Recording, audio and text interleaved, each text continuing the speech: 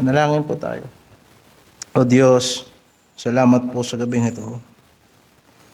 Patnubayan mo po kami ng iyong banal na Espiritu upang mabasa namin, maunawaan namin ang iyong mga banal na salita. Sinasamba ka namin at sinasampalatayanan ka namin. Bigyan mo kami ng biyaya, bigyan mo kami ng awa sa gabing ito na maunawaan namin ang iyong salita sa pangalan ng Panginoong Hesukristo. Amen. Ang ating teksto sa gabing ito ay nasa 2 Corinthians chapter 12 verse 9. 2 Corinthians chapter 12 verse 9.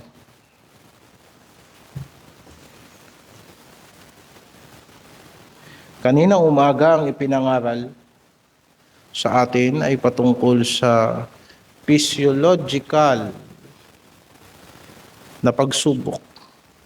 Na may mga bagay sa sanlibutan ito na makatuwiran nating hanapin, mga basic na pangangailangan ng tao, mga pang-araw-araw na pangangailangan natin na maaaring gamitin ng Diablo upang tayo ay tuksohin na sumuway sa Diyos. At ang pangangaral na ito ngayong gabing ito ay sa palagay ko ay aplikasyon. Praktikal na aplikasyon ng pangangaral sa atin kaninang umaga, kagaya ng nakaraang linggo.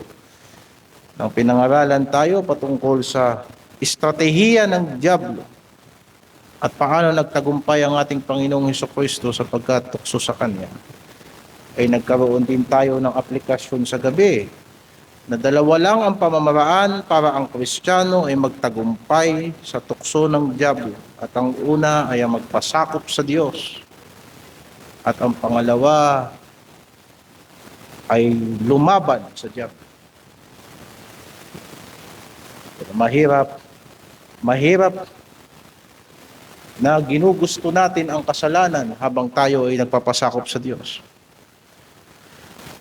Mahirap na tayo ay lumalaban sa Diablo na samantalang gusto natin ang kanyang mga daan. Kaya we must be in total opposition sa lahat ng lalang ng Diablo. Kung hindi yan posible, ay hindi maaari yung sinasabi ng banal na kasulatan na magpasakop kayo sa Diyos, labanan ninyo siya, ang Diablo, labanan ninyo siya sa pananampalataya. Imposible ito sa mga tao na wala sa Diyos. Imposible ito sa mga tao na nakatayo hindi sa poder ng Diyos. Kailangan sa isang digmaan ang pagkakaroon na alam mo kung saan ka kabilang. Sa kahit anong palaro, kahit anong paligsahan, kahit sa basketball, kailangan malaman mo mabuti kung ano ang team mo. Hindi ka pwedeng pumuntos sa goal ng kalaban. E ganun din naman mga kapatid, sa labanang espiritual na ito, kailangan malaman ng tao kung siya ba ay sa Diyos. Sapagkat sa Biblia may tinutukoy na kaharian ng Diyos at mayroon ding tinutukoy na kapangyarihan ni Satanas. Ngayon, sa gabing ito ang teksto natin sa 2 Corinthians chapter 12 verse 9. Basahin ko sa wikang Tagalog, kagaya ng lagi nating gawi dito sa iglesia. At siya'y nagsabi sa akin, ang aking biyaya ay sapat na sa iyo, sapagkat ang aking kapangyarihan ay nagiging sakdal sa kahinaan.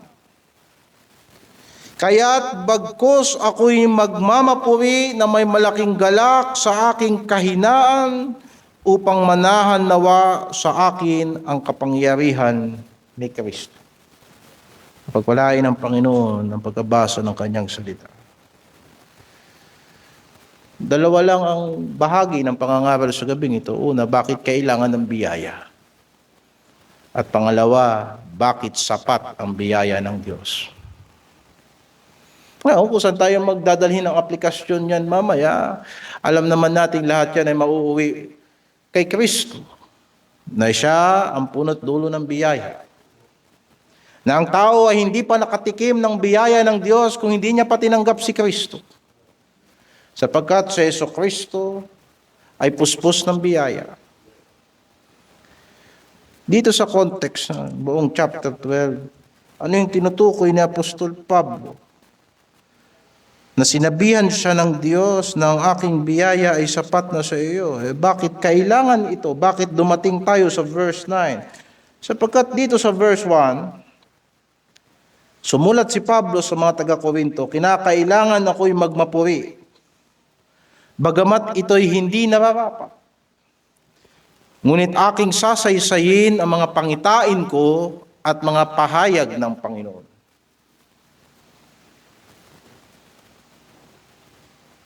Verse 2 hanggang verse 4, binanggit niya yung kanyang mga pangitain. Nakaganyan sinasabi sa verse 1. Pero mapapansin natin dito, hindi niya tuwirang tinukoy ang kanyang sarili. Sabi niya sa verse 2, nakilala ko ang isang lalaki kay Kristo na mayroon ng 14 na taon. Maging sa katawan, hindi ko alam, ewan ko. O maging sa labas ng katawan, ewan ko. Diyos ang nakakaalam. Na inagaw hanggang sa 3 lakit. At nakilala ko ang taong iyan, maging sa katawan, o ibig sabihin, bahagi ba siya ng iglesia? Hindi ko alam. O sa labas ng katawan? Hindi ko alam. Diyos ang nakakaalam. Na kung paanong siya'y inagaw sa paraiso, at makarinig ng mga salitang di masayod na hindi nararapat salitain ng tao. Well, sa verse 1, sinasabi ni Apostle Paul, ipapahayag ko sa iyo yung mga pangitain sa akin ng Diyos, na dapat ako magmapuri, bagamat hindi nararapat, ipapahayag ko sa inyo yung mga pangitain na pinakita sa akin ng Diyos. And then sa verse 2 hanggang verse 4, kung mapapansin ninyo, hindi niya tuwirang sinabi yung kanyang sarili.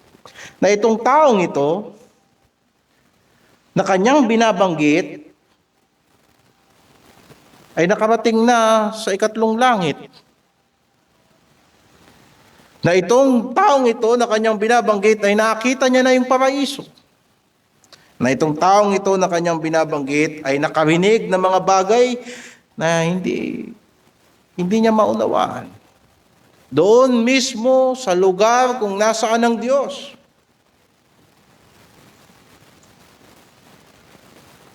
Sa aking palagay, ang kanyang tinutukoy ang kanyang sarili. Subalit hindi niya tuwirang sinabi sapagkat sinabi niya ang magmapuri ay hindi nararapat. Verse 5, tungkol sa taong yaon, ako'y magmamapuri. Ngunit tungkol sa aking sarili ay hindi ako magmamapuri maliban na sa aking mga kahinaan. Sapagkat kung iibigin kong ako'y magmapuri ay hindi ako magiging mangmang sapagkat sasalitain ko ang katotohanan. Yan ang ibig ko sabihin. Na naiintindihan ni Apostle Paul na kung magsasalita man siya ng mga kamangha-manghang bagay, hindi naman siya mukhang mangmang dahil yung sinasabi niya, nakita niya talaga. Yung kanyang sinasabi ay tinanggap niya talaga sa Diyos. Kaya lang hindi siya magmamapuri sapagkat sabi nga niya, hindi nararapat. Kaya naniniwala ako na yung tinutukoy niyang lalaki kay Kristo sa verse 2, siya rin yun. Verse 6, sapagkat sasalitain ko ang katotohanan, ngunit nagpipigil ako.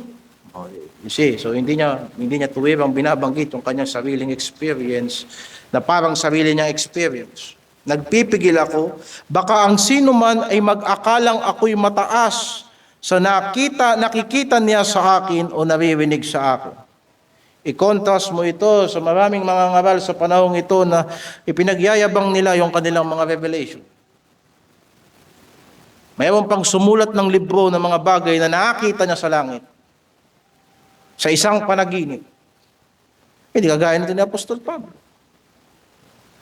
Na yung mga bagay na hindi kailangang banggitin sa mga tao na hindi gusto ng Diyos na ipaalam sa iba, hindi niya ipapaalam. Kaya nga't ang banal na kasulatan ay sinulat, lahat ng bagay na kailangan nating matutunan tungkol sa Diyos ay narito na.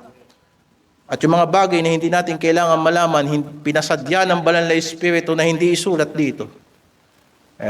And we don't bother sa mga bagay na yon sapagkat yung mga nasusulat ay sapat na para maging doktrina, para magtuwid, at para magbago ng isip, at para maging practice ng mga Kristiyano upang sila'y lumago sa pananampalataya.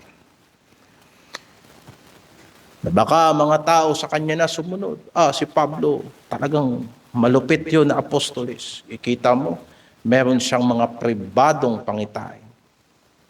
Meron siyang mga dakilang pangitain na ayaw niyang mangyari yun sa sino man na makakarinig ng kanyang sasabihin. And then verse 7, ito pa ang isang dahilan kung bakit ako naniniwala na yung sarili niya ang tinutukoy niya dyan. At nang ako'y huwag magpalalo ng labis dahil sa kadakilaan ng mga pahayag, ay binigyan ako ng isang tinik sa laman, ng isang sugo ni Satanas, upang ako'y tampalin nang ako'y huwag magpalalo ng labis. Kaya pala nabasa natin sa verse 1 na hindi marapat na siya'y magmapuri sapagkat tinuruan na siya ng Diyos na huwag magmapuri. Sapagkat ayaw ng Diyos na siya'y magmataas. Sa dami ng kanyang naunawaan, kahit sino sa atin dito, kahit sino pang nabuhay, hindi nila nalaman yun. Sapagkat kay Apostol Pablo ay pinahayag.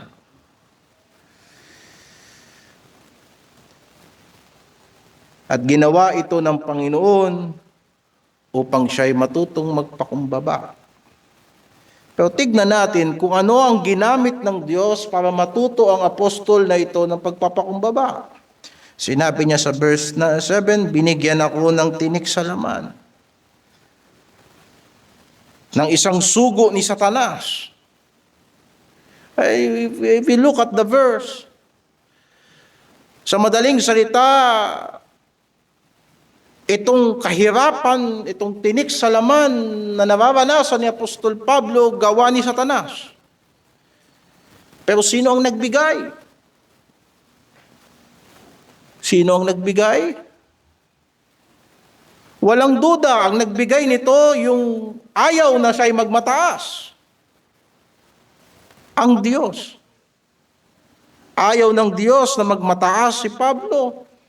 Kaya't hinayaan niya na ang Diablo ay kumilos kay Satanas. So, si Satanas ay kumilos sa buhay ni Pablo para siya'y saktan. At habang siya'y nasasaktan, hindi siya magmamataas. Tignan mo yung pamamaraan ng Diyos. Hindi natin masayod ang kanyang karunungan. May mga bagay na ayaw nating mangyari sa buhay natin, pero gagawin ng Diyos. Upang lang tayong mga anak ng Diyos ay lumagay sa tama upang tayo ay magkaroon ng tamang disposisyon sa kanyang harapan. At nandun tayo partikular sa pagpapahintulot ng Diyos na si Satanas ay kumilos para saktan si Apostol Pablo na ang dulo nito ay matututo siya ng pagpapakumbaba. Ano matututunan natin dito?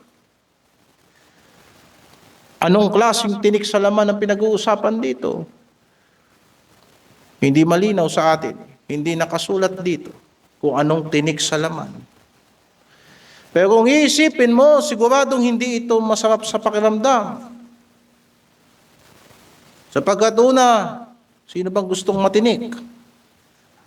Pwede kang matinik sa lalamunan pagka kumakain ka ng isda. Hindi yun masarap sa pakiramdam. O hindi naman kaya kahit anong liit ng kahoy kapag ka natinik ang kamay mo, yung tinatawag na saludsod. Minsan yun ay nagnanana at yun ay masakit. O hindi naman kaya ikaw ay matinik sa paa. Hindi masarap na pakiramdam ang ibinigay ng Panginoong Diyos kay Apostol Pablo upang matuto siya ng pagpapakumbaba. Isa pa, makikita natin yung imahe. ang mensahero, ang sugo ni Satanas ay dumating para ako'y sampalin. Sinong nasasarapan pagka siya'y sinasampal? Wala. Actually, ang salitang sampalin, tampalin, ay mababaw pang translation. Pag tingnan mo sa King James Version na nakalagay dyan, buffet, na binabasa ng ilan na buffet. Actually, buffet yan. Sa madaling salita, suntukin, bugbugin. Hindi maliwanag dito sa binasa natin kung ano ang klase ng sakit ang pinahintulutan ng Diyos gamit ang pagkilos ng diablo sa buhay ng Apostol Pablo. Pero meron tayong maaring tatlong teorya na galing mismo sa banal na kasulatan. Una, maaring ito'y isang pisikal na kahinaan. Yan ang una. Halimbawa, pag pumunta ka sa 1 Corinthians chapter 2, madalas binabanggit ni Apostol Pablo ang kanyang kahinaan sa laman. At tignan mo sa 1 chapter 2 verse 3 ng 1 Corinthians. At ako'y nakisama sa inyo na may kahinaan at may katakutan at may lubhang panginginig. Makakita ng mga ngaral na palaging nanginginig. At sasabihin mo, may sakit ang mga ngaral. Kapag nakikita natin siya, lagi siyang mahina. Kung si Apostol Pablo ay sa ngayon, siya ay nagpastor, siguro nagpa-check up na yan sa ospital. Pero makikita mo na ang kanyang pisikal na pangangatawan ay mahina. Now, pumunta ka ngayon sa Galatia. Galatians chapter 4, verse 13. Datapwat nalalaman ninyo na dahil sa sakit ng laman, ay ipinangaral ko sa inyo ang ebanghelyo ng pasimula. At iyaon sa inyo'y isang tukso sa aking laman, na hindi ninyo ako inalipusta. O mag-iisip ka, anong klaseng sakit yung kapag nangyari sa'yo, pang-aalipustahin ka ng tao? Anong klaseng sakit? Na pagka nagkasakit ka, itatakwil ka ng tao. Maaring ito'y panlabas na itsura ng pagkakasakit. Kaya nga ang sabi niya rito sa verse 14, hindi ninyo ako inalipusta sa kabila ng may sakit ako sa laman. Hindi niyo ako inalipusta, hindi ninyo itinakwil.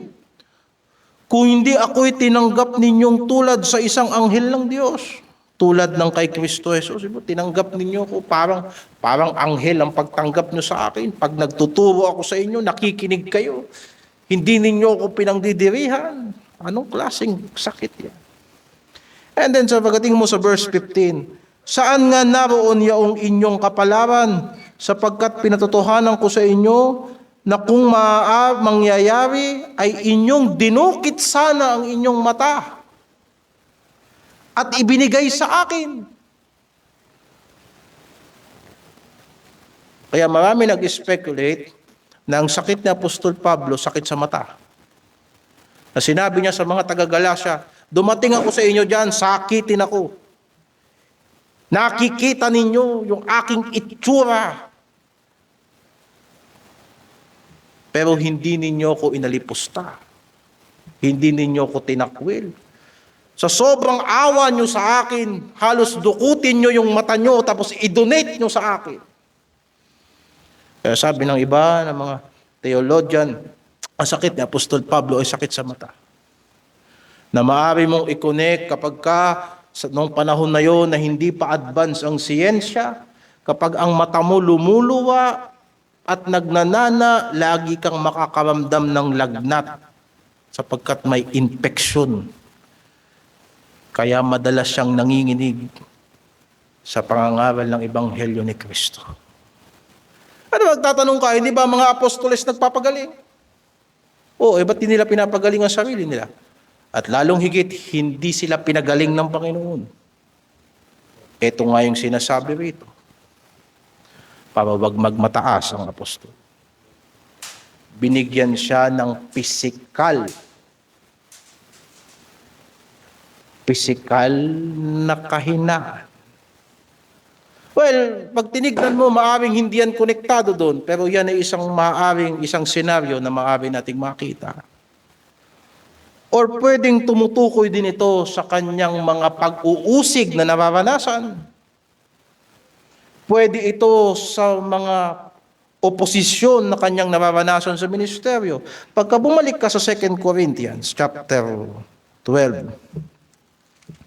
So 2 Corinthians chapter 12, binasa natin yung verse 9. At yan hanggang dyan, yung teksto natin kanina.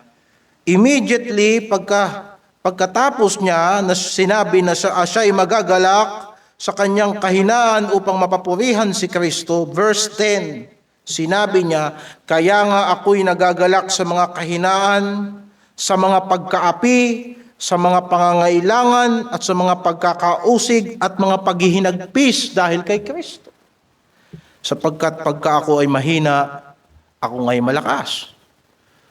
Pangalawang teorya na maaaring makita natin, yung tinatawag niyang tinik sa laman, ay maaaring tumutukoy sa pag-uusig na humahabol sa kanya kahit saan siya magpunta.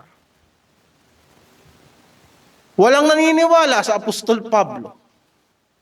Kahit nakita niya na mismo yung langit at nagsasalita siya sa patnubay ng banal na Espiritu, hindi siya nilulubayan ng mga taong hindi maniniwala sa Ebanghelyo. In fact, once sa 2 Thessalonians, nanghingi siya ng panalangin sa mga taga-Thessalonica. Nanghingi siya ng panalangin na sana, verse 2, upang kami ay mga ligtas sa mga taong walang katwiran at masasama. Sapagkat hindi lahat ay mayroong pananampalataya. Tinik din yan sa tagiliran. Na sa bawat kilos mo, may taong hindi nananampalataya na nag-aabang na ikaw ay saktan. Tinik din yan sa tagiliran. Minsan binanggit niya sa mga taga-Korinto, ang panganib sa gitna ng mga mapagkunwaring kapatid. Isipin mo, ikaw na nangangaral ng salita ng Diyos, minsan ang unang uusig sa iyo, yung mismong dapat katuwang mo sa gawain ng Diyos. Hindi ba tinik yan sa tagiliran? Na pagka tinranslate mo yung salitang the messengers of Satan, ang Greek word nun, angelos, na pwedeng sabihin is agent, messenger. Pwedeng tao yan na ginagamit ni Satanas para harasin ang Apostol Pablo. Pwede rin yan. O pangatlong teorya na pwede nating sabihin, pwedeng ito ay personal na spiritual na struggle ni Apostol Pablo. Halimbawa, pumunta tayo sa Romans chapter 7. Romans chapter 7.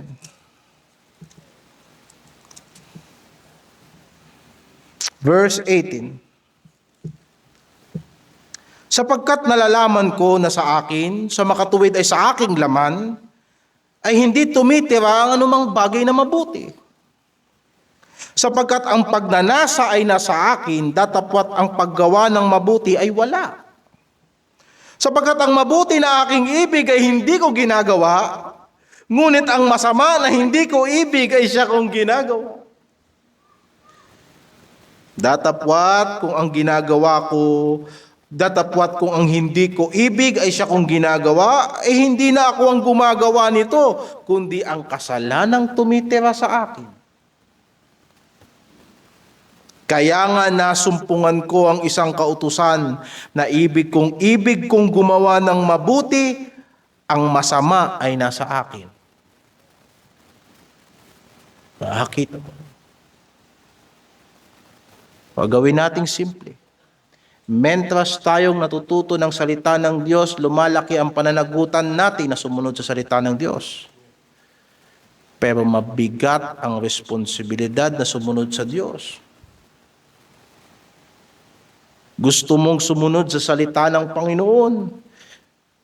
pero meron kang personal na struggle na yung ayaw mong gawin, yun ang nagagawa mo, yan ay tinik sa laman. At hindi sinabi ni Apostol Pablo na sapagkat ako'y apostol na at ako'y marami ng alam sa Panginoon, wala na akong kahinaan. No? Kanyang sinasabi, dito sa laman ko walang nananahang mabuti. Ibang mga ngaral magsasabi, may kabutihang nasa loob ng puso mo. Sapat ang tao, meron siyang maliit na isla ng kabutihan sa puso para lumapit sa Diyos. Nabasa natin sa banal na kasulatan, ng Apostol Pablo mismo nagsabi, sa aking laman ay walang nakatirang mabuti. Yan ang tinik ng bawat Kristiyano hanggang sa dumating si Kristo. At yan ay katotohanan kung kaya't ipinangangaral dito sa iglesia, ayon sa salita ng Diyos na matutunan nating patayin ang mga gawa ng laman. At yan ang digmaang hindi matatapos, pero isang digmaan na hindi dapat nakakahadlang sa ating pagsunod kay Kristo.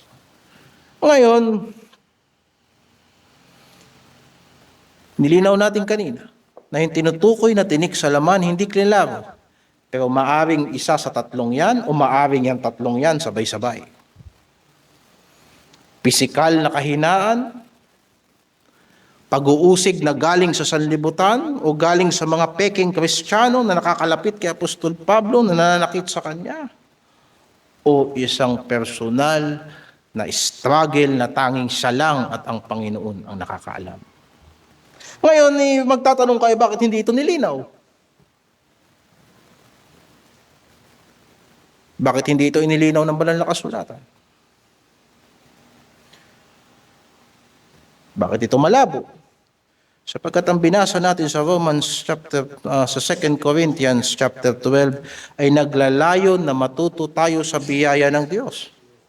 Hindi tayo nag-uusap, mag-compare tayo sa ating mga kahinaan sapagkat bawat isa sa atin ay meron naman talagang kahinaang taglay sa harapan ng Diyos. Otherwise, hindi natin kailangan si Kristo. Ang pananampalatayang Kristiyano ay hindi para sa mabubuting tao. Kung mabuti kang tao, hindi mo kailangan si Kristo, umuwi ka na. And yet, ipinangangaral natin dito na si Jesucristo ay tagapagligtas ng mga makasalanang kagaya natin. At nung tayo ay sumampalataya kay Kristo,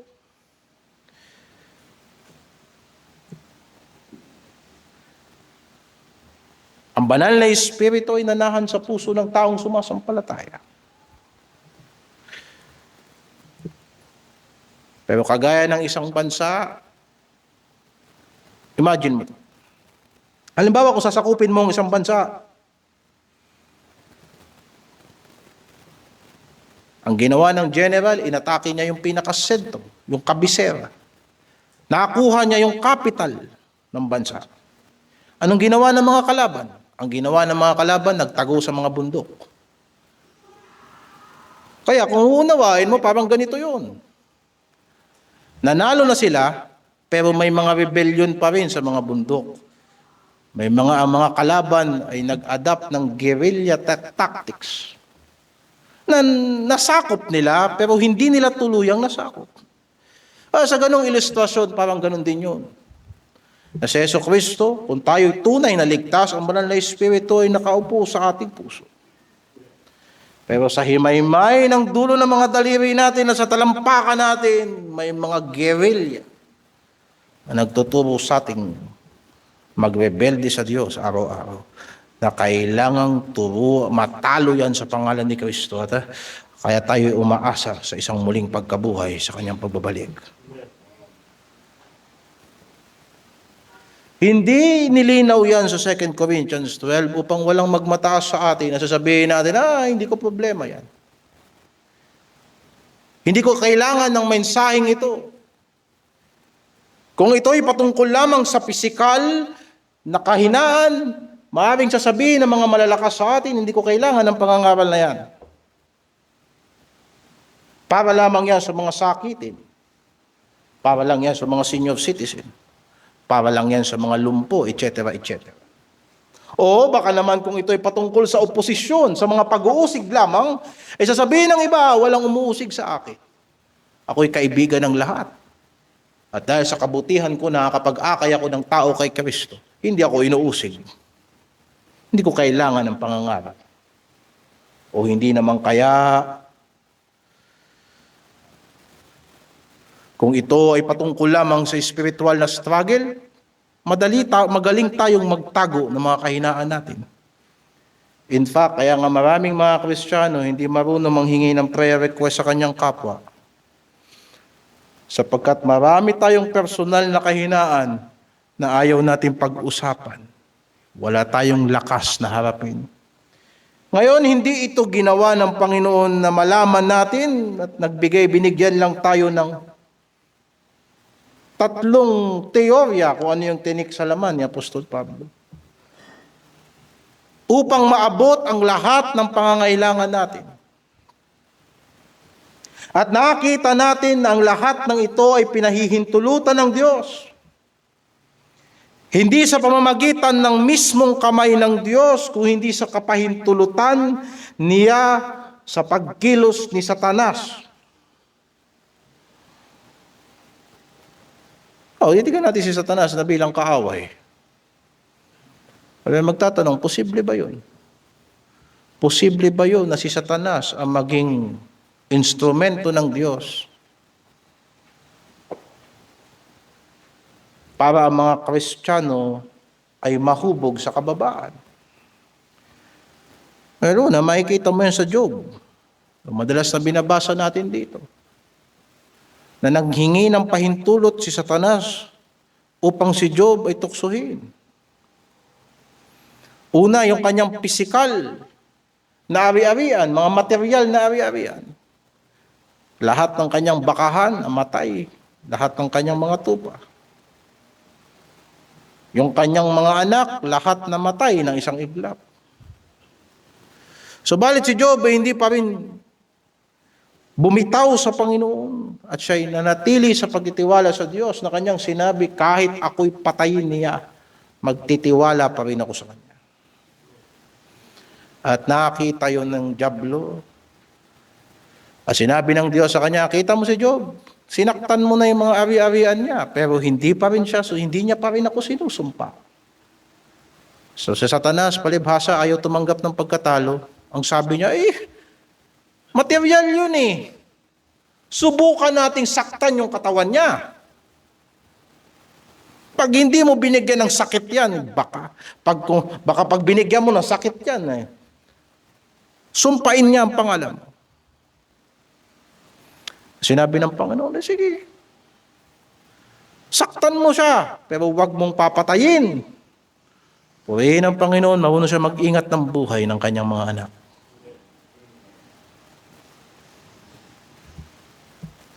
At yun ang nga nangyari. Pero ipinapakita nito na ang Diyos ay sovereign. Kung naisip mo na si Satanas ay hindi naman talaga siya karapat-dapat na kalaban ng Diyos. In fact, walang kalaban ang Diyos na kapantay niya. Wala. Sapagkat walang kagaya ng Diyos. Walang sino mang ang may kapasidad na hamunin ng Diyos ng harapan. Walang sino mang may talino na kayang utakan ng Diyos. Wala. At walang sino mang may kalakasan ang kayang hamunin ng Diyos sa bunong braso. Ano to si Satanas? Hinahayaan lang siya ng Panginoon sa panahong ito upang gawin ang kanyang sariling layunin. Nagagamitin niya si Satanas ng maraming beses para itong mga Kristiyano ay matutong dumepende sa Diyos. Isipin mo si Satanas ay tao, ay anghel na mapagmataas. Pero ginagamit ng Diyos para turuan akong magpakumbaba.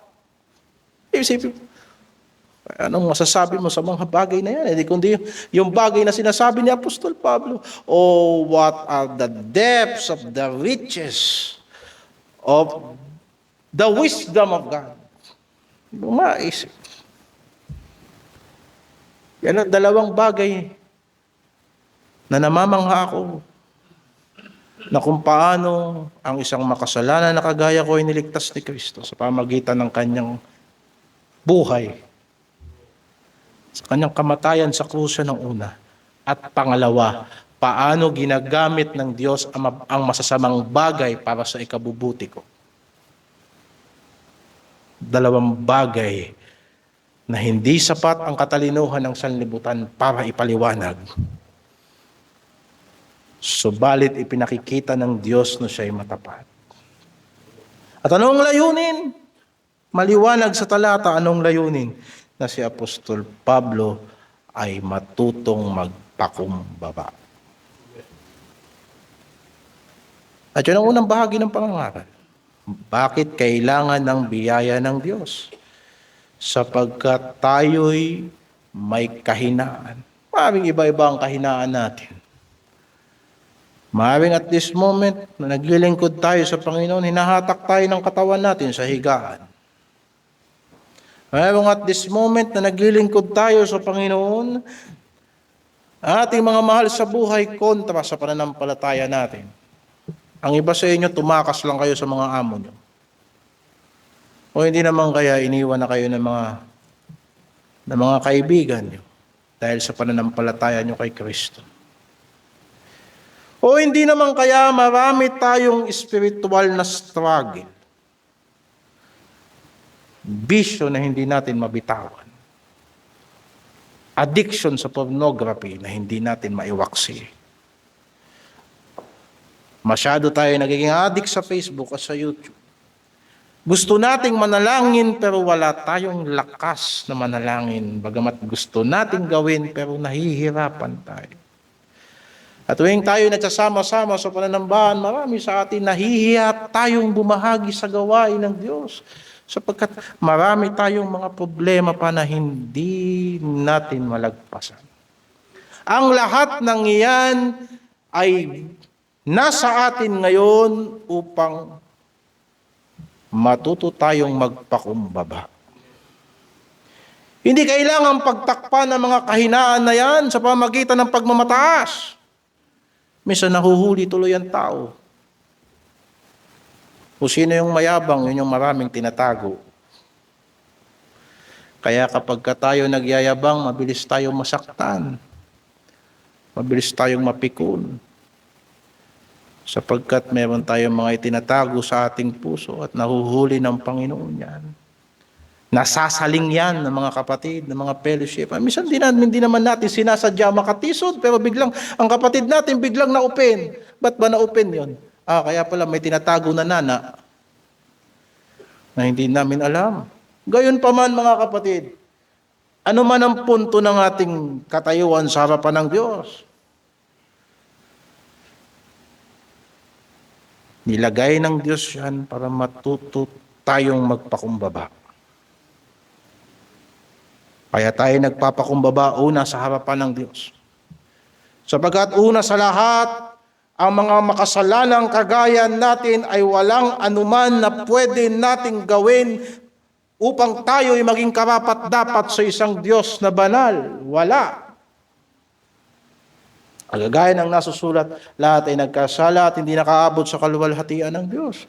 Kung pinag-uusapan natin ang kaluwalhatian ng Diyos, sino magmamayabang sa harapan ng Diyos? O tinatapalan natin ng pera yung ating mga pagkakamali sa harapan ng Panginoon. O tinatapalan natin na pag gumawa tayo ng 10 masama, gagawa tayo ng 11 na mabuti.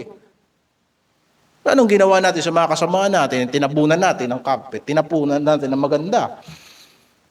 Nandun pa rin yun.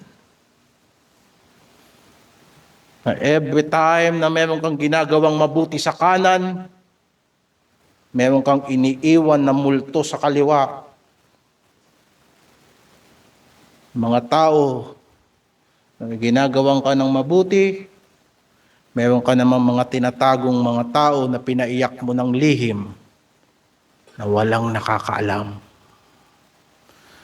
Mga taong ipinagtanggol natin sa kanan at mga taong inabuso natin sa kaliwa.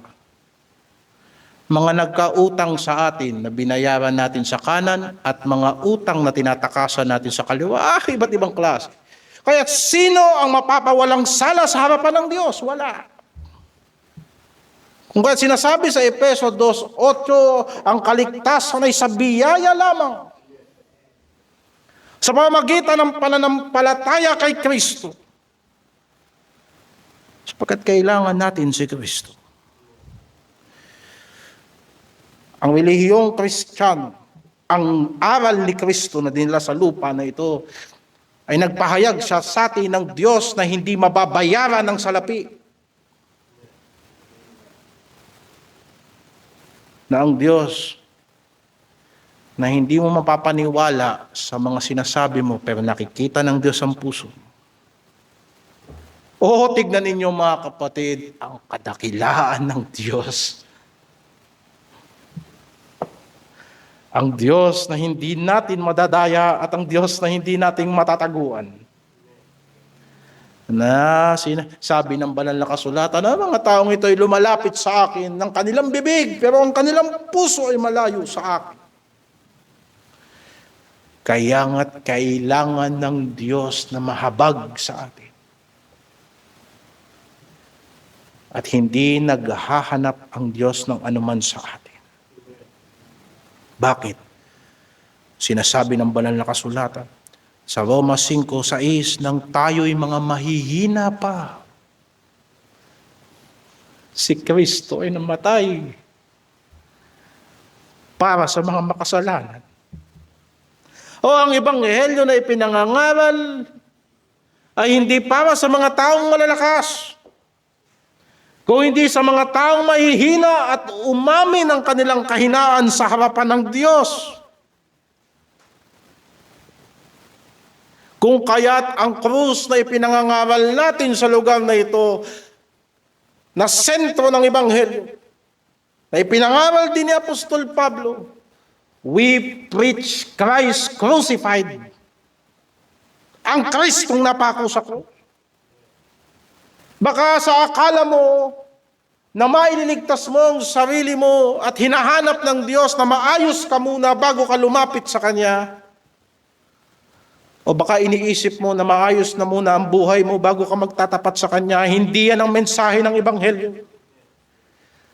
Ang Diyos mismo ay nakibahagi sa ating kahinaan sa pamamagitan ng pagkakatawang tao ng Panginoong Jesucristo. Ang Diyos mismo, ang Diyos na walang kamatayan, ay nakibahagi sa ating kamatayan sa pamamagitan ng kamatayan ni Kristo.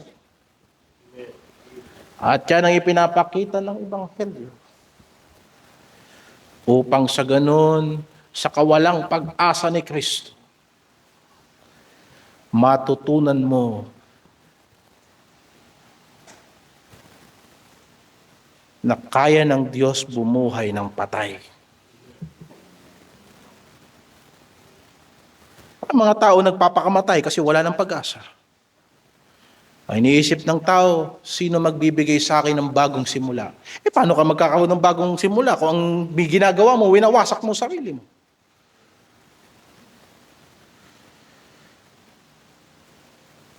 O sinasaktan mo ang sarili mo, paano ka magkakaroon ng bagong simula? O sinasabi mo, ilang beses na ako nanalangin, pero parang hindi ako umaahon. Ilang beses na ako nakinig ng salita ng Diyos, pero hindi naman umi-epekto sa akin.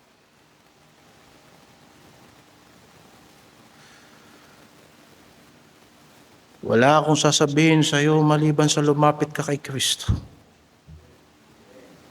Huwag mo sisirain ang buhay mo. Dahil pasira naman talaga yan kahit anong gawin mo.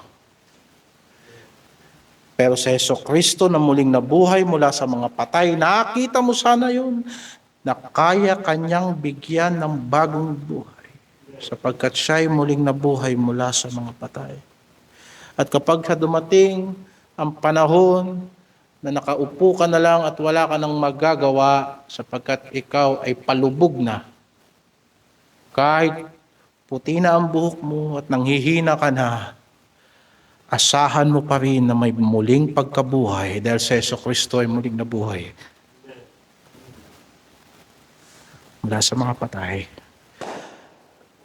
Ang relihiyong Kristiyano ay hindi para sa mga taong malalakas, kung hindi para sa mga taong walang lakas. Kung hindi mo alam kung saan magsisimula, magsimula tayo doon sa parable ng ating Panginoong Jesucristo.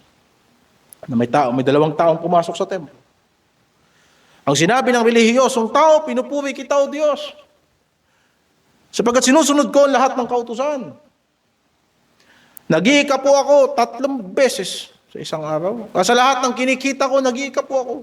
Nag-aayuno ko 3 beses sa isang araw. Hindi ako kagaya ng publikanong ito. Hindi ako kagaya ng makasalanang ito. Ngunit ang publikano sa sulat, hindi man lang siya makatingin sa langit. Hindi man lang siya makatingin sa Diyos.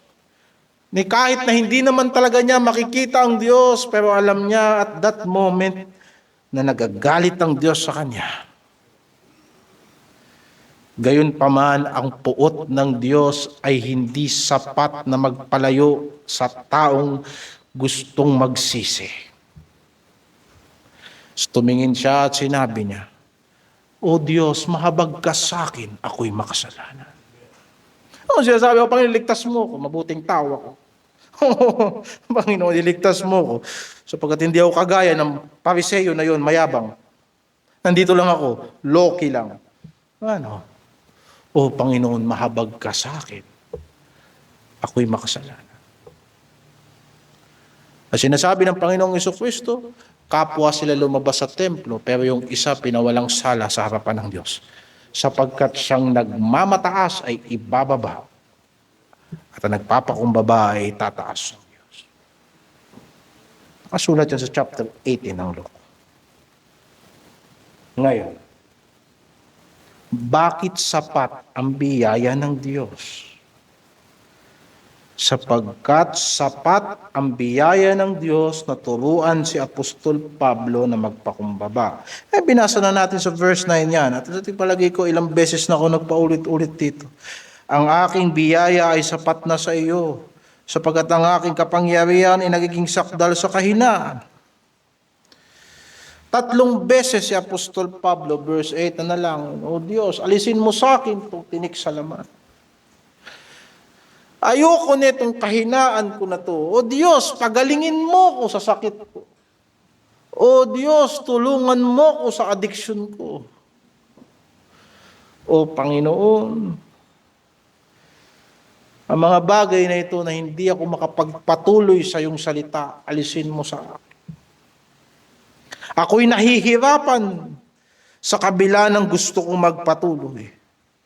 Pero ang sabi ng Panginoon, ang biyaya ko ay sapat na sa iyo. Ang problema kasi madalas, pag gusto nating magpatuloy, gusto nating patunayan na kaya natin. Ipinangaral na sa atin minsan mga kapatid, na ang panahon ng pagsubok ay hindi panahon ng pagpapakitang gilas sa Diyos. Ito ay oportunidad na hayaan natin ang Diyos na magmaniobra ng buhay natin. Dahil mentras na sinusubukan natin magpakitang gilas sa Diyos, lalo tayong matatagpuang nagkukulang. Hayaan mo ang Panginoon. Yan ang pagkakataon na maranasan natin na hindi lamang sa tinapay nabubuhay ang tao, o hindi sa bawat salitang namumutawi sa bibig ng Diyos. Ang bawat pagsubok ay pagkakataon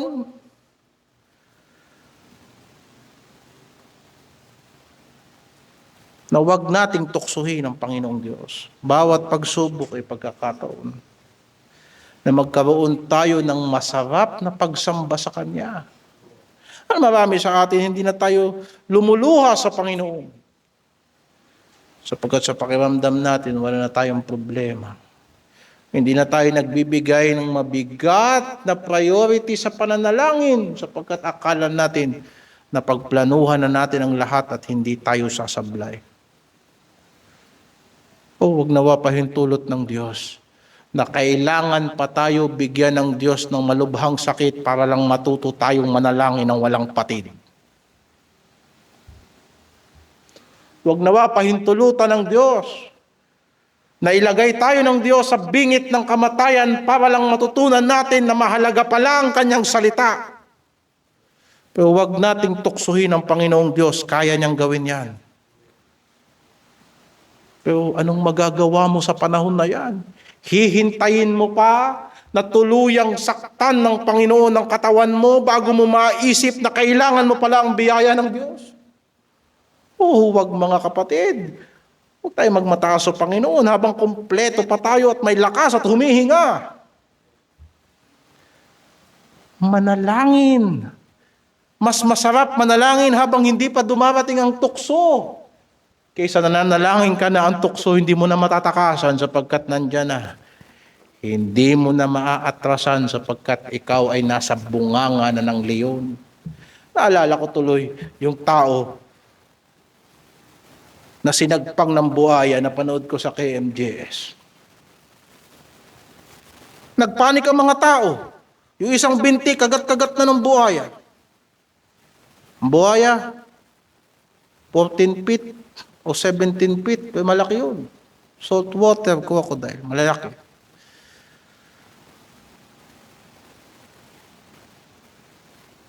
Nung tinanong kung bakit siya pumunta doon, tumalon pala sa kulungan ng buhaya. Ay lasing. Gusto niya lang makakita ng buhaya ng malapitan. Kita mo yan. Diba? Ngayon sabihin mo sa akin, saan mas masarap, saan mas madaling mag-ingat? Sa labas ng kulungan o sa loob ng kulungan? Papasok-pasok ka sa kulungan, tsaka ka mag-iingat. Kung nasa matinukang pag-iisip, huwag kang papasok dyan. Ganun din, kaya sinabi ng Panginoon, manalangin para huwag pumasok sa tukso.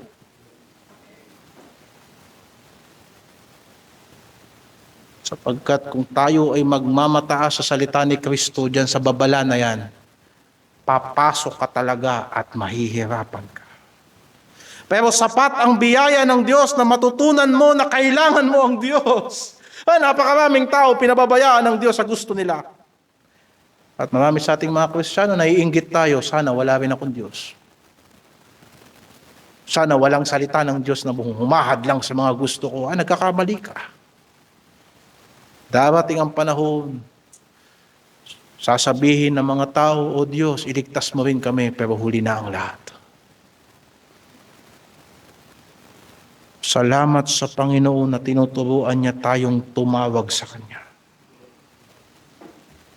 Na ang banal na Espiritu ang tumutulong sa ating kahinaan. Sapagkat hindi tayo marunong manalangin. Chapter 8, verse 26 ng Romans. Sapat ang biyaya ng Diyos na matuto tayong magpakumbaba para tumawag sa Diyos, umasa sa Kanyang kapangyarihan, magpahinga sa Kanya, magpaturo sa Kanya. Mga kapatid, ang dami, naghahanap tayo ng kung ano-anong self-help, mga productivity na libro, naghahanap tayo ng kung sino-sinong advisor, nasa kamay mo ang karunungan ng Diyos, di mo binabasa.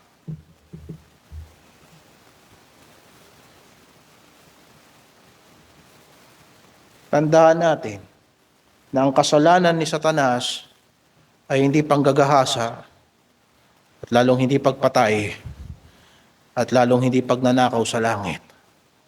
Ang kasalanan ng dyablo ay pagmamataas sa harapan ng Diyos. Hindi siguro masama na sabihin na ang pagmamataas ang lola ng lahat ng kasalanan. Ang hindi pakikinig, galing yan sa kayabangan.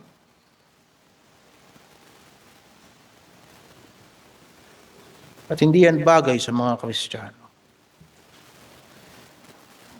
Kung ang pagmamataas ang ugat ng lahat ng kasalanan, sa makatuwid, ang lahat ng mabuting gawain ay palaging mag-uugat sa pagpapakumbaba.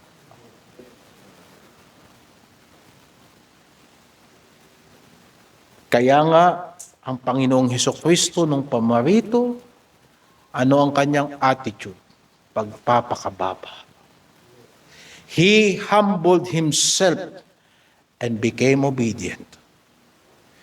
Hindi nakasulat doon na inuna niya ang pagsunod bago siya nagpakumbaba.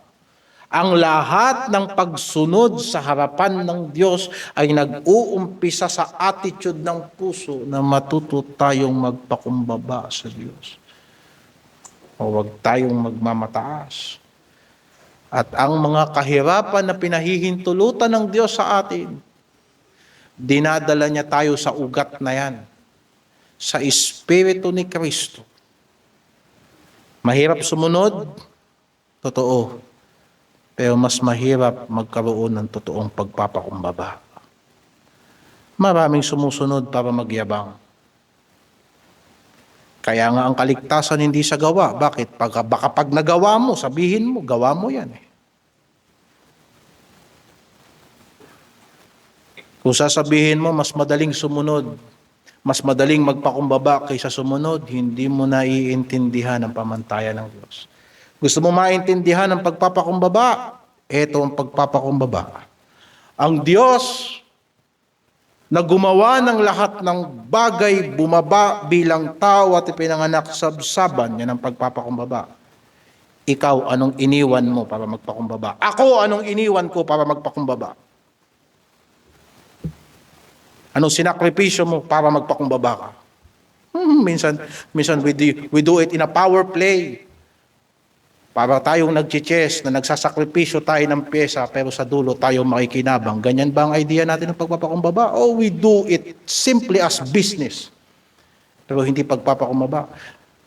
Hindi gusto ng Diyos, business partner ang gusto ng Diyos. Taong magpapasakop sa kanyang kaharian. You see? And so mga kapatid, dumating si Kristo. Kung kaya't minsan kailangan tayong durugin ng Diyos. So that maintindihan natin ang ibig sabihin that my grace is sufficient for thee. Gusto mo ng grasya? Maghanda ka na madurog. Gusto mo maranasan mamuhay ka sa grasya ng Diyos? Maghanda ka na maraming bagay na ayaw mong mangyari, pahihintulutan ng Diyos. And yet, pangalawang bagay, sapat ang biyaya ng Diyos para lahat ng pahihintulutan sa iyo ng Diyos, matitiis mo. Hindi natin nakita na si Apostol Pablo sa kabila ng lahat ng kanyang pag-uusig, iniwan niya ang kanyang panawagan. Nang sinabi ng Diyos sa kanya, my grace is sufficient for thee, binigyan siya ng Diyos ng biyaya na hindi siya nag-back out sa pagsunod sa Panginoon. Sapat para matiis mo. 1 Corinthians 10:13. 1 Corinthians chapter 10 verse 13. Hindi dumating sa inyo ang anumang tukso kundi yaong matitiis ng tao. Naalam mo yung huling salita kanina sa preaching kaninang umaga? Sapat ang kasamaan sa isang araw. Naalala ko sa talatang ito. Na lahat ng tukso na pahihintulutan sa atin ng Diyos, meron tayong kapasidad na matiis yan. Datapwat tapat ang Diyos. Na hindi niya itutulot na kayo'y tuksuhin ng higit sa inyong makakaya. Bakit? Kasi tapat ang Diyos. Hindi mo kinakaya dahil mas matigas ka kaysa sa kapatid mo. Hindi natin kinakaya kasi mas magaling tayo sa Biblia. O hindi natin kinakaya ang lahat ng ito dahil sa mas marami tayong alam sa Diyos. Kinakaya natin ang lahat ng ito hindi dahil sa atin. O kahit sabihin natin hindi dahil sa matapat ako o matapat tayo. Kinakaya natin ang lahat ng ito dahil matapat ang Diyos. Kaya kahit hindi alisin ng Diyos ang lahat ng kahirapang ito, magtiwala ka na palaging matapat ang Diyos. Yan ang ibig sabihin ng biyaya. Kailangan mo biyaya, lahat ng gusto mo magagawa mo. Yan ba ang tingin mo sa biyaya? Pahihintulutan ng Diyos ang pagtitiis sa buhay mo. Mai-stretch ka to the limit na gusto ng Diyos na ma-stretch ka. Sa umpisa naiisip mo, parang hindi ko kaya. Pero pagtiwalaan mo ang Diyos, makakausad ka din. Pero never nating tatalikuran ang pananampalataya natin kay Kristo sapagkat sabi ng Panginoon, ang aking biyaya ay sapat sa iyo. Anong alam nyo sa biyaya? Gagawa tayo ng kasalanan pagkatapos babalik tayo sa iglesia? Matuto tayo sa Panginoon ngayon na gamitin ang biyaya ng Diyos na kahit madapa tayo. Na minsan hindi ka na makadapa, hanggang luhod na lang kasi hindi ka pwedeng manatiling nakadapa. Minsan hindi ka na makatayo, minsan gumagapang ka na lang, pero ang pinaka-importante magpatuloy dahil sapat ang biyaya ng Diyos. At bakit? Kasi matapat ang Panginoon.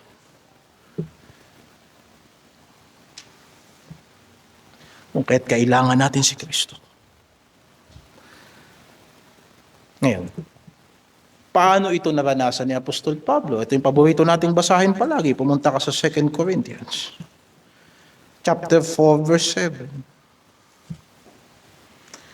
Ngunit taglay namin, 2 Corinthians 4, verse 7, ang kayamanang ito sa mga sisidlang lupa, upang ang dakilang kalakhan ng kapangyarihan ay maging mula sa Diyos at huwag mula sa aming sarili.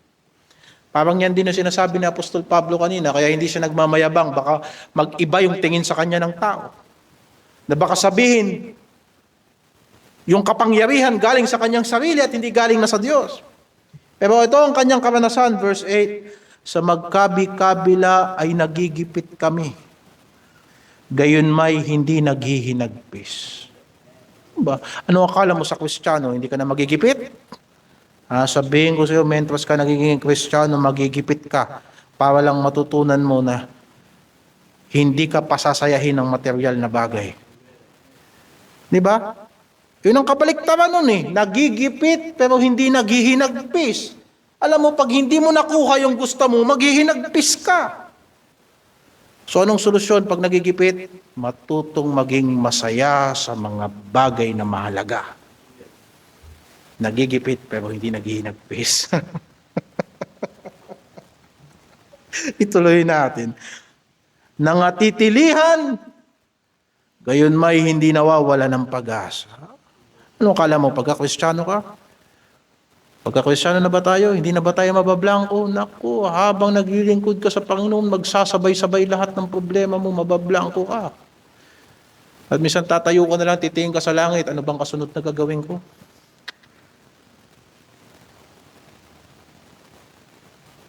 Pero yung iba, nung tumingin sa langit, ano ngayon gagawin ko? Ay, wala. Kung isipin niyo, matutulog na lang ako. Nawalan ng pag-asa. Nabablangko, pero hindi dapat tayo nawawalan ng pag-asa. Masarap magpasalamat sa Panginoon sa huling Sunday ng taon. Pinag-uusig, gayon may hindi pinababayaan.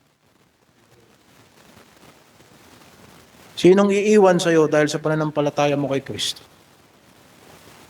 Sino magagalit sa iyo dahil sa pananampalataya mo kay Kristo? Akala mo ba mawawalan ka ng matapat na kaibigan kapag mas inuna mo si Kristo? Hindi ka bababayaan ng Diyos. Makakatagpo ka ng mga kapatid na kasama mong gagawa ng kalooban ng Diyos. Makakita ka ng mga kapatid na totoong magmamahal sa iyo.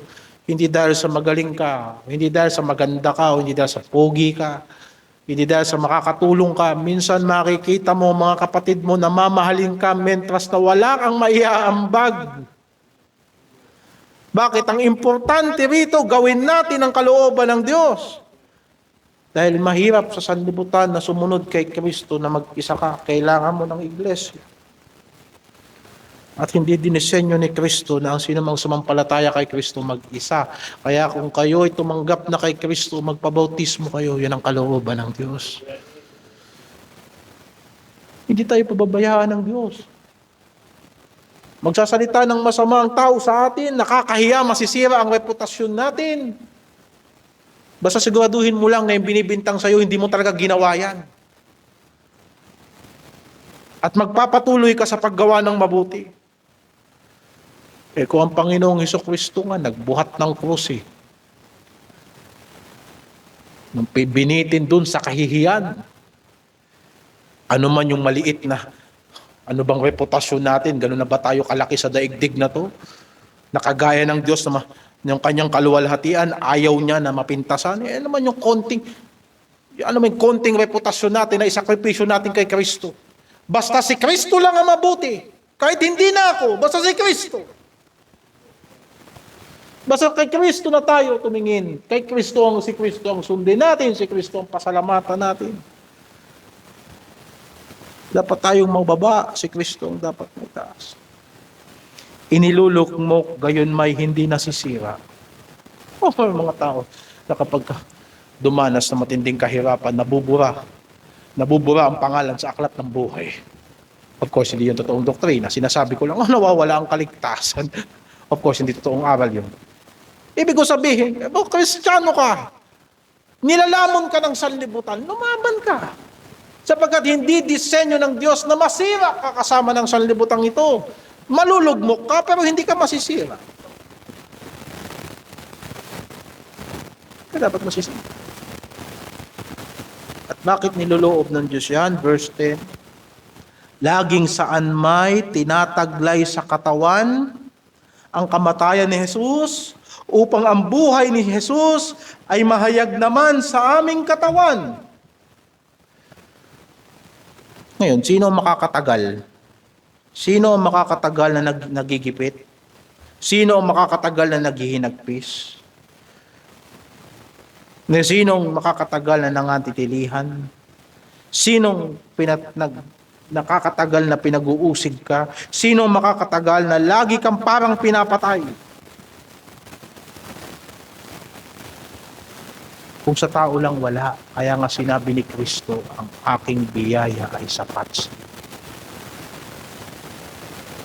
Isin mo lahat yan, alang-alang kay Kristo. Makakaalpas din tayo. Alagpas din tayo. Isang araw, bibigyan tayo ng Diyos at talagang sa atin. Kaya huwag natin pababayaan ang gawain ng Diyos. Pagkat sapat ang biyaya ng Diyos para sa atin lahat. Yan ang punto ng mensahe sa hapon. At sapat ang biyaya ng Diyos muli sa lahat. Sa kabila ng lahat ng makakapagpatuloy. Hindi dinisenyo ng Diyos ang pagkilos ng diablo sa buhay natin para hindi na tayo mapakinabangan. Ang sasabihin ng mga matatanda, ako siguro kung bata pa ako nung nakilala ko si Kristo, makakapaglingkod pa ako sa Diyos. Sasabihin ng mga bata, tsaka na ako maglilingkod sa Diyos pag matanda na ako. Walang pinagkaiba yun.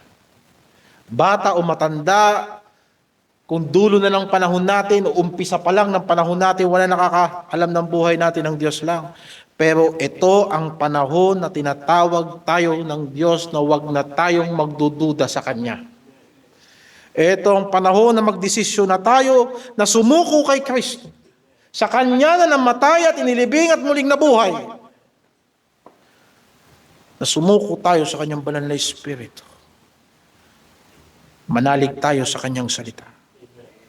So bakit? Sapagkat hindi mo matatakasan ng kasamaan ng sanlibutan ito, pero hindi yan nakadesenyo para uupo ka na lang at manonood sa ginagawa ng Diyos. Tayo ay instrumento ng Diyos. So saglit, balikan natin yung mga kahinaan ni Apostol Pablo na maaaring kahinaan. Sakit sa pisikal. Pag-uusig. Sipin mo, lumabas ka dyan, bubugbugin ka. Ano pang magagawa mo sa buhay? Yung iba magtatago na lang sa bahay. Kasi baka bugbugin ka sa labas. Pero ang mga apostol, patuloy sa kanilang pagsunod sa Panginoon. Mga Kristiyano, kapag umulan, di na nagsisimba. Umulan eh. Parang asin. Yan ang asin ng sanlibutang ito, natutunaw pag nababasa. Hindi yan dinisenyo ng Panginoon. Para si Apostol Pablo, sabi niya, Panginoon, ayaw mo naman akong pagalingin eh. Hindi na ako susunod sa iyo, hanggang dito na lang ako. Wala, hindi ko na kaya eh. Hindi, sapat ang biyaya ng Diyos para makapagpatuloy ka pa rin. At sa dulo, matatapos mo ang panawagan sa iyo ng Diyos. Sapat ang biyaya ng Diyos para iligtas ka niya sa umpisa, tulungan ka niya magpatuloy at makarating ka hanggang wakas. Basahin natin sa 15 verse 10 ng 1 Corinthians. Napapansin niyo yun, no? Halos ang binabasa natin, puro Corinthians lang. First and second, first and second. The same audience. At nakikita ninyo na napaka-importante sa mga taga-Korinto matuto ng pagpapakumbaba. And so verse 10.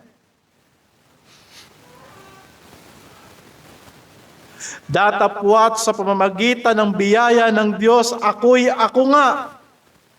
Ako nga'y ako. At ang kanyang biyaya na ibinigay sa akin ay hindi nawala ng kabuluhan. Bagkus ako'y malabis na nagpagal kaysa sa kanilang lahat. Bagamat hindi ako, kundi ang biyaya ng Diyos na sumasa akin. Alalahanin mo uli yung tinik ni Apostol Pablo sa lahat. Kailan niya sinabi na nakilala niya yung tao kay Kristo? 14 years ago, sinabi niya doon sa 2 Corinthians. Ibig sabihin, throughout his life, tinitiis niya na kung anong tukso, kung anong tinik sa laman ang pinahintulutan ng Diyos sa buhay niya. Kahit saan siya pumunta, dala-dala niya na yung tinik na yun. 14 years. Kahit anong hingi niya sa Diyos, Panginoon, alisin mo sa akin to. Hindi inalis ng Diyos sa kanya. But at the end of his life, nasabi niya, sa pamamagitan ng biyaya ng Diyos, ako nga'y ako. Sinabi niya sa verse 9, dapat hindi ako apostol. Maraming hindi maniniwala na apostol ako. Sapagkat inusig ko ang iglesia ng Diyos. Verse 9. Gayunpaman kung ano ako ngayon, dahil yan sa biyaya ng Diyos. Yan nawa ang abutin nating lahat kay Kristo. Na makabuo tayo ng buhay. Mukhang katangahan to sa sanlibutan. Na makabuo tayo ng buhay hindi dahil sa magaling tayo. O sasabihin ng mga tao sa sanlibutan, yan na nagsisimula ang kamangmangan. Oh no, that's fine, that's fine. Na makabuo tayo ng buhay hindi dahil sa sarili ko. Makabuo ako ng buhay sa Diyos, na yung hihaharap ko sa Diyos na buhay ay hindi buhay na dahil sa magaling ako or what. Pagkat sinong tao ang karapat-dapat humarap sa Diyos? Sinong tao ang karapat-dapat maglingkod sa Diyos? Ako ba? Hindi rin.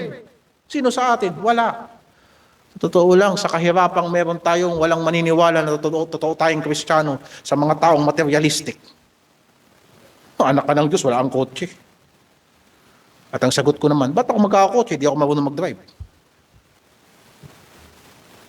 Gayunpaman, dahil sa biyaya ng Diyos, kung ano ako ngayon dahil yan sa biyaya ng Diyos.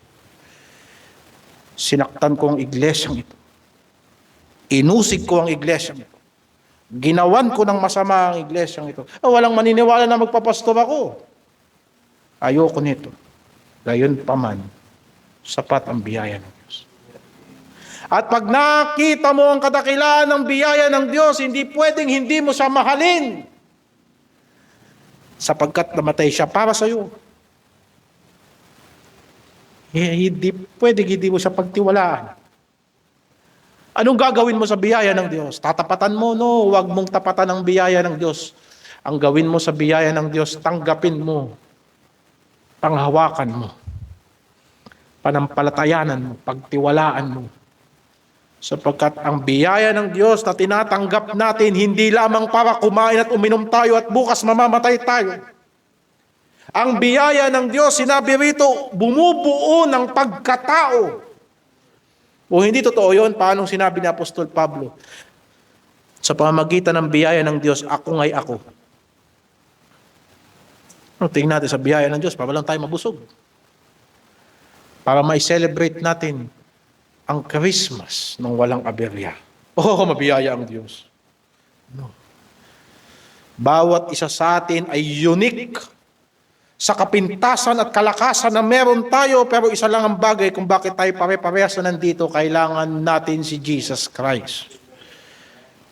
Ang kahinaan na meron ka ay paraan ng Diyos, ay unique na paraan na ikaw lang ang makadadaan niyan, na para matuto kang manghawak kay Kristo. Isang araw malalagpasan mo yan at sasabihin mo rin sa mga tao na tuturuan mo ng Ebanghelyo, hindi ako dapat magturo sa iyo sapagkat yung ginagawa ko rin dati yan. Kaya lang, kung ano ako ngayon dahil yan sa biyaya ng Diyos. Tinulungan na ako ng Diyos dyan. Kaya makakalagpas ka. At ang biyaya ng Diyos na ibinigay sa akin, sabi ni Apostol Pablo, hindi na walang kabuluhan. Bakit? Tinapatan ko ng trabaho, tinapatan ko ng pagpapagal. Kung anong natagpuan ko sa Panginoon na kailangan kong gawin, gagawin ko sa abot ng aking makakaya sapagkat mabiyaya ang Diyos.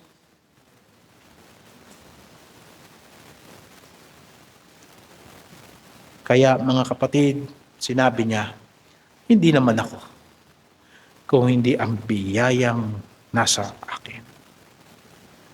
Hindi ba kaparehas siya ng Galatians 2:20? Na ako'y napakong kasama ni Kristo.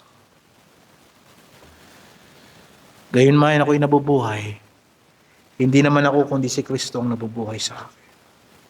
Naalala niyo yung binasa natin kayo na sa 2 Corinthians chapter 4 na lagi nating tinataglay sa ating katawan ang kamatayan ni Kristo? Hindi na natin mararanasan yung kamatayan na kagaya ng pagkamatay ni Kristo sa krus. Pero nakakabahagi tayo sa kanyang kahirapan sa lahat ng pagtitiis na tinitiis natin alang-alang sa kanya. Sa lahat ng iyan, sapat ang biyaya ng Diyos. Isang araw, maiintindihan din natin kung bakit pinahintulutan ng Diyos sa atin ito lahat. Bakit sa panahon na gusto mo, yung gusto mo, hindi binibigay ng Diyos? Bakit kung anong ayaw mo, doon ka dinadala ng Diyos?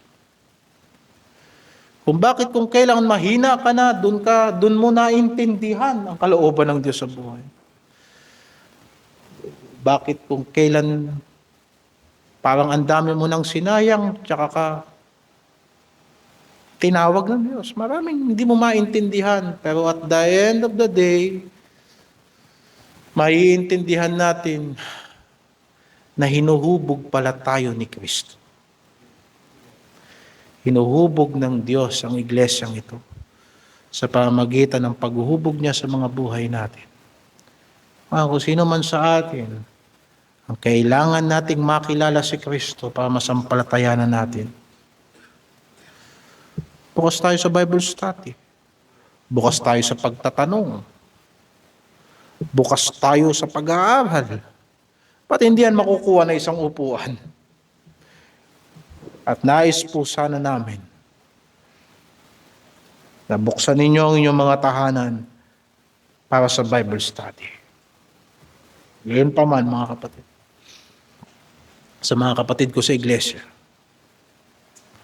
alam nyo na ang pinangangaral ko ngayong gabi ay totoo sa buhay natin. Magpatuloy tayo sa kasapatan ng biyaya ng Diyos. Amen. O Diyos, Ama namin, mataas at makapangyarihan sa lahat. Hindi masayod ang iyong kaalaman at ang iyong karunungan. Napakadakila ng iyong mga gawa.